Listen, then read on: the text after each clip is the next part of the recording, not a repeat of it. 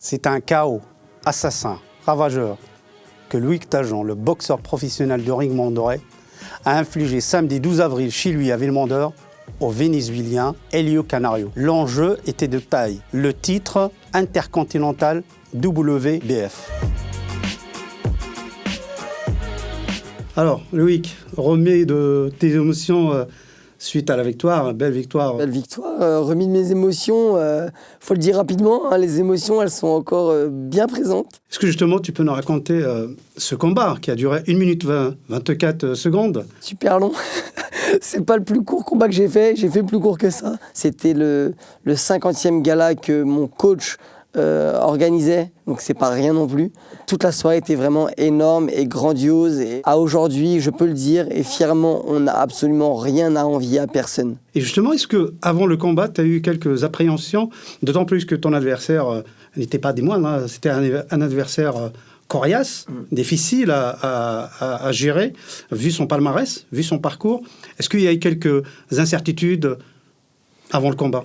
Évidemment, pour revenir à l'adversaire, c'était un coriace et on l'a choisi pour ça. On l'a choisi parce que c'était un coriace et je veux jamais boxer des gars lambda. Je veux toujours des plus forts que moi parce que ça me rend plus fier de gagner devant eux et ça me rend aussi fier de perdre devant des mecs très forts. Il y a eu énormément de stress. C'est la première fois que j'ai été stressé. Pourquoi? J'en sais rien. Des titres, j'en ai déjà. J'avais peut-être peur de tomber KO, en fait. J'avais peur de ça, je pense, parce que je prends de l'âge, je deviens plus fragile.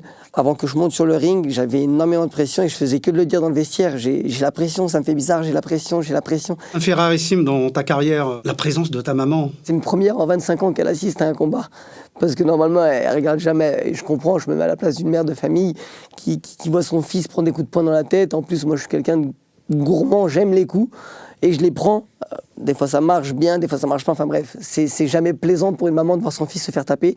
Elle m'a fait la surprise et tout. J'ai pleuré dans le vestiaire avant le combat. Déjà, j'ai pleuré plein de fois, mais j'ai déjà encore pleuré dans le vestiaire. Mais ouais, le fait de la voir, ouais, c'était incroyable. Il y a aussi dans ta vie ton fils. Il vient jamais à tes combats? Non. Pourquoi? Parce que pour moi, déjà, c'est pas la place d'un enfant d'aller voir de la boxe. Pour moi, hein, c'est mon avis personnel, hein, chacun est libre de faire ce qu'il veut, évidemment. On vit déjà dans un monde très compliqué, et si en plus, dès le plus jeune âge, on leur montre ces choses-là, juste pour du plaisir, qu'on envoie des coups de poing, c'est pas ça la vie, en fait. La vie, c'est pas ça, c'est pas de mettre des coups et de prendre son pied, normalement.